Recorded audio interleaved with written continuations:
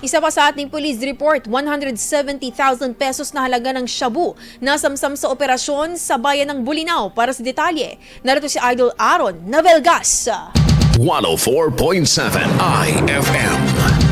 Report!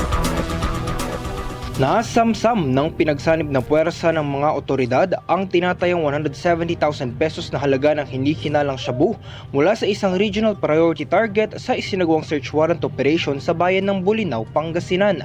Ayon sa ulat, ipinatupad ang search warrant sa bahay ng 54 anyos na sospek na itinuturing na high-value individual kaugnay ng paglabag sa Republic Act No. 9165 o Comprehensive Dangerous Drugs Act of 2002. Sa isinagawang pagkahalughog, nakumpiska ang 25 gramo ng hinihilalang shabu na nakapaloob sa siyam na pakete. Arestado ang sospek kasama ang mga nakumpiskang ebidensya sa tanggapan ng Drug Enforcement Group Special Operations Unit 1 para sa wastong dokumentasyon at disposisyon.